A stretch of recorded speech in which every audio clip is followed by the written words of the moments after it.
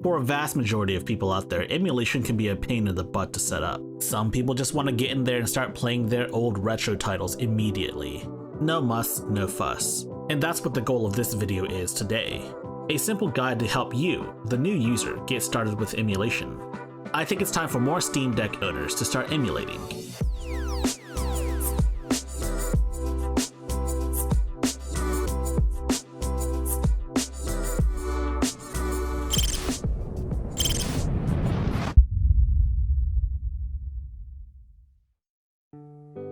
You'll need a couple of things to get yourself started. First, you'll need some ROMs. Now hear me out.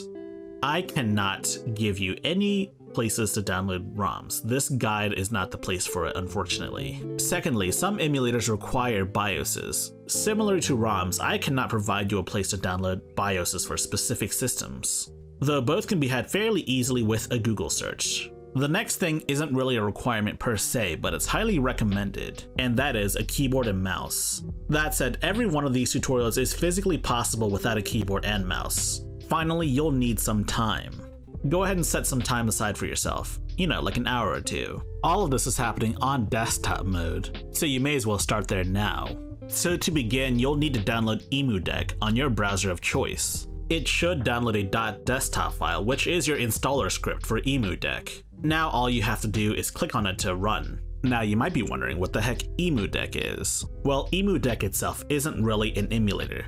More or less, it's a very convenient installer script for all of the sorts of emulators you'd want. Essentially, it downloads and installs and sets up emulators, more specifically emulator controls and performance settings. Emu Deck in general is pretty safe, and if you're new to the world of emulation and I guess Linux in general, I would highly suggest using Emu Deck to set up everything, and that's what we're gonna do today. The first thing you'll see is the changelog. You can ignore that if you're downloading it for the first time. It'll then ask you if you want to do easy mode or expert mode.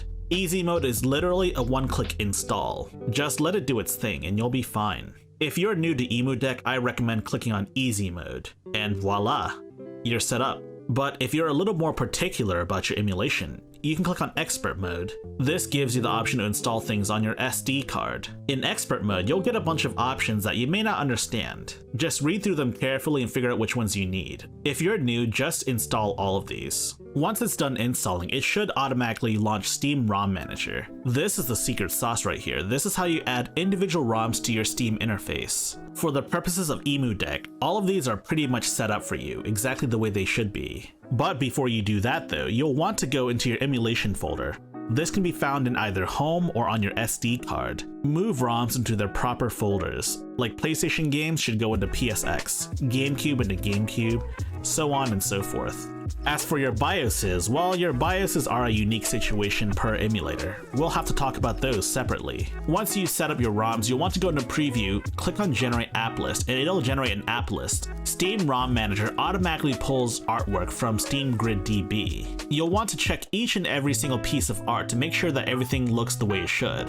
ROM hacks may have some difficulty, so you'll want to provide your own art for that. Once you've made sure your art works, click Save App List and you should be done. If you do it correctly, your games should show up in the non-Steam section of your games. If you have shortcuts to non-Steam games that aren't emulated games, it shouldn't clash with it in any way. So let's talk about BIOSes. Some emulators require BIOSes to function properly. Typically, BIOSes of various systems are dumped from the actual hardware of that system. For example, a PlayStation 1 BIOS will be dumped from a real PlayStation 1 console. Unfortunately, I can't really help you find the BIOSes, but I can tell you what files to look for. Here's a general overview of what BIOS files may be necessary for what emulators. You'll probably want to pause this segment at certain points, as there's different information points depending on what emulators you're trying to look at.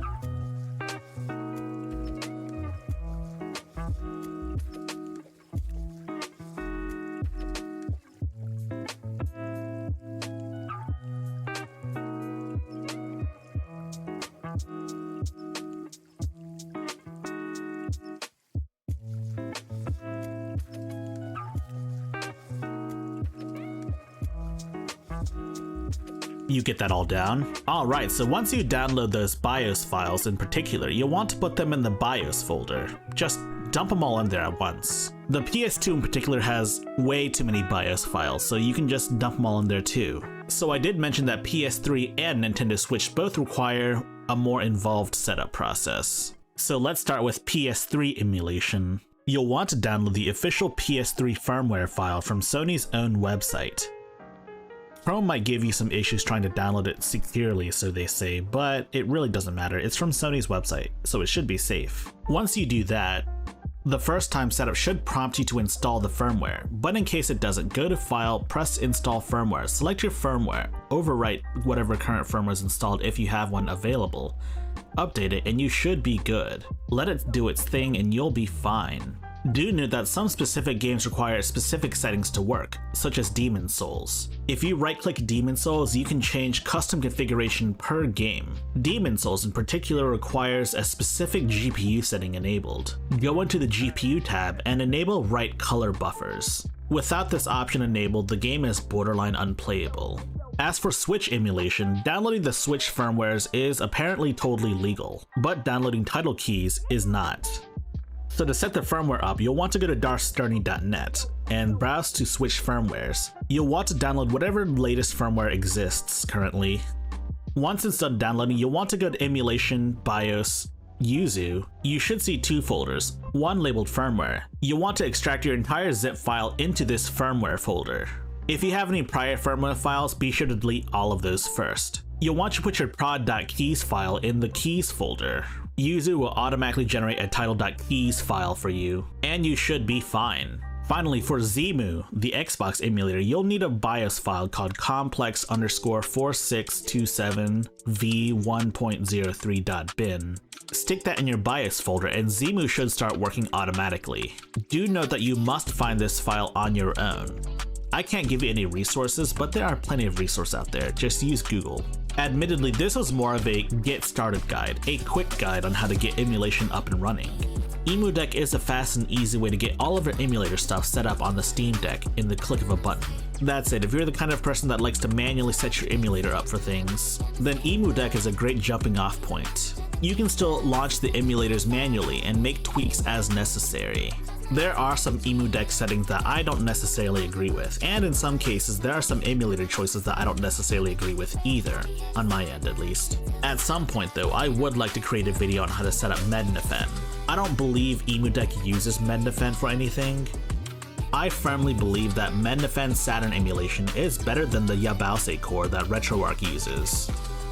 If you like high-tech lowlife, be sure to like, subscribe, share with your friends, and join my Discord server in the description below.